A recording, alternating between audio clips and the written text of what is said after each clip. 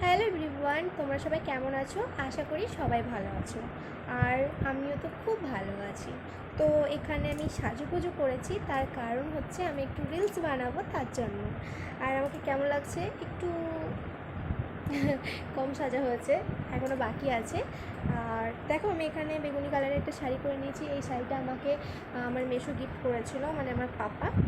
আর আমি এখানে একটু ডিপ লিপস্টিক করে নিয়েছি, এখনও কানের দুল পরিনি, গলাতে কিছু পরিনি, সব ফাঁকা। তো ভাবছি এই দুলগুলো আমি পরবো, কেমন লাগবে আমি জানি না। অনেকদিন পর পরছি, এটা বিয়ের আগে কিনেছিলাম।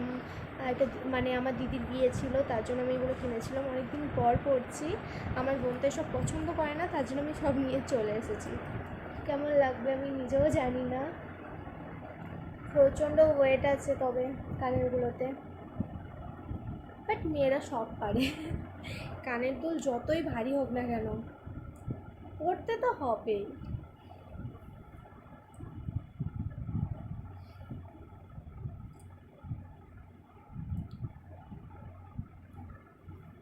এই যে আমি পরে নিয়েছি আমার দুলগুলো, দেখো।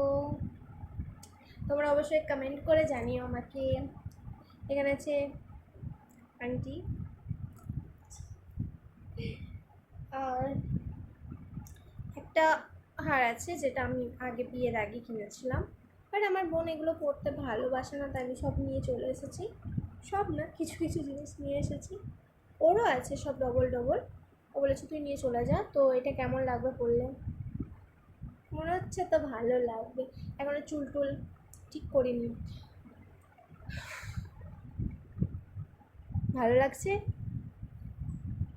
আর এখানে অনেকগুলো চুড়ি রয়েছে, সেগুলো আমি পরবো।